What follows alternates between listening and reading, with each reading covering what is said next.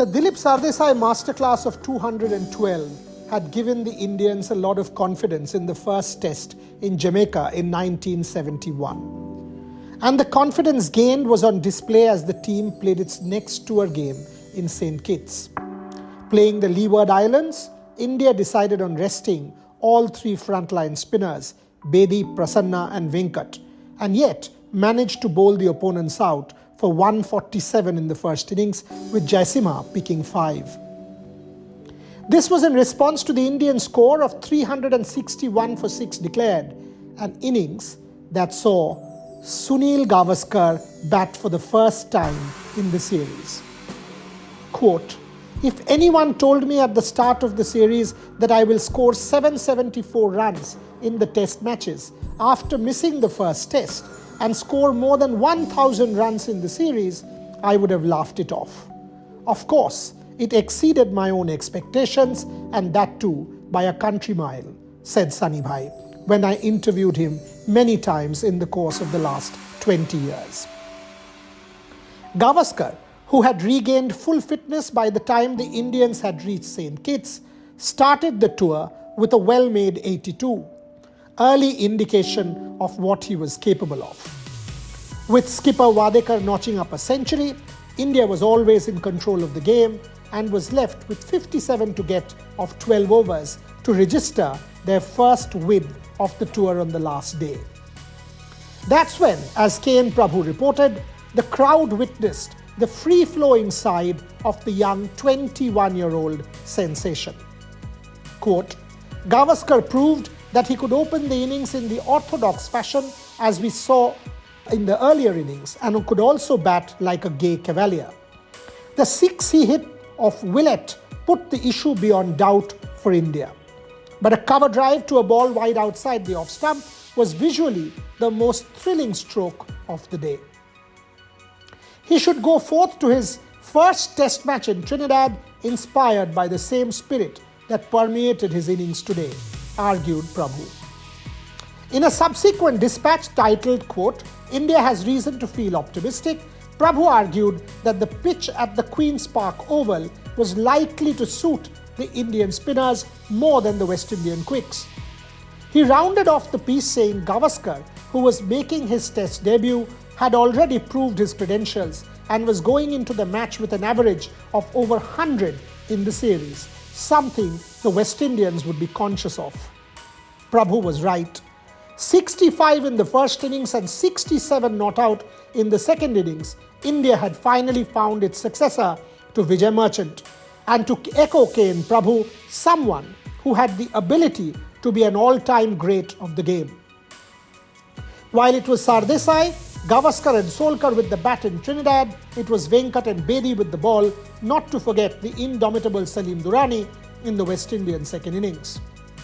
Having managed a lead of 137 runs in the first innings, every Indian player was conscious they had a chance to register their first ever win against the West Indies.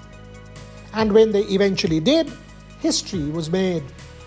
The Indians, K.N. Prabhu writes, celebrated in style at a reception organized for them by the Prime Minister of Trinidad and Tobago, Dr. Eric Williams, at the Hilton Hotel in Port of Spain.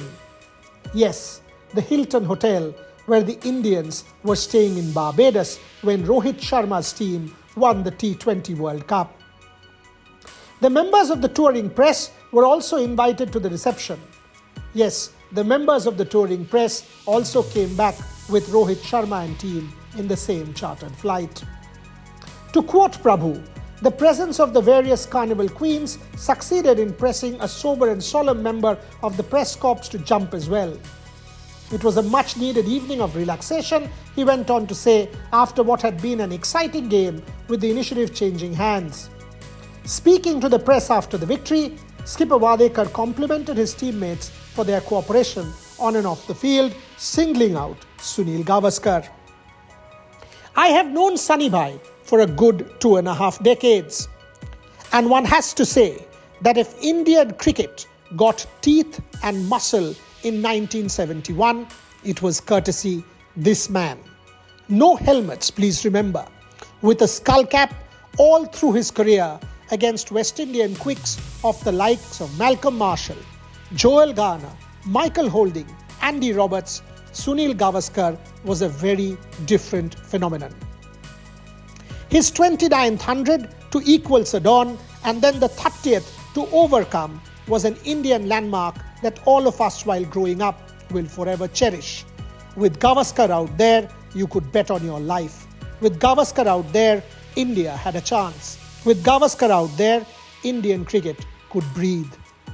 Ask Sachin Tendulkar and he will tell you, if there is one man he epitomized or eulogized while growing up, it was Sunil Manohar Gavaskar. 236 in Chennai against the West Indies, multiple hundreds against Australia and Pakistan, Sunil Gavaskar was a very different breed. It makes my blood boil when people say 36 not out. That is not what Gavaskar is all about. In 1975, this format was alien to India. Gavaskar, if you have to talk about the 50-over format, talk about his 100 against New Zealand in the 1987 World Cup in some 80-odd balls. That's what defined Sunil Gavaskar. If you really want to understand his class, go and talk about his 96 against Pakistan in his last test innings in a minefield in Bangalore against Iqbal Qasim and Tausif Ahmed. That is what Sunil Gavaskar is all about. The greatest Indian opening batsman, the man who gave Indian cricket a new lease of life. Today, as he turns 75, memories flood by. I have come to know him really well over the good 2 decades, and the one thing that stands out is his wit. Sunil Gavaskar and his sense of humor is legendary. As we conclude this video, let me tell you a Sunil Gavaskar story which was recounted by him to us. Mr. Gavaskar was Ajit Wadekar's emissary in the West Indies. Any player who was late for a team meeting or any such thing, Ajit Wadekar would call Gavaskar and say, Sunil, you need to go and call that player. And when Mr. Gavaskar entered with that player, Ajit Wadekar would scream at Mr. Gavaskar saying, why are you late? This was actually meant for the other player. Sunil Gavaskar would just nod because he knew what the real story was.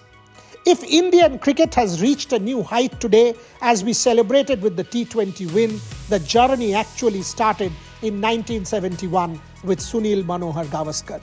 Thereafter came Tendulkar, and after that Virat Kohli, Rohit Sharma and others. But when you celebrate the sport, you actually celebrate the man who took you to greatness. Yes, there was Vijay Merchant. Yes, there was C.K. Naidu. But the man who escalated Indian cricket to a completely different height, a height that we now take for granted, has to be the little master, the original little master, Sunil Manohar Gavaskar. Sunny Bhai, we celebrate you today. We take a bow. We celebrate Sunil Gavaskar, the greatest. As you turn 75, may you be blessed with an unbeaten 100. We will forever be fans. We will forever remain in debt. We will forever remember you with fondness for what you've given us. Joy and ecstasy. Happy birthday, Sunil Gavaskar.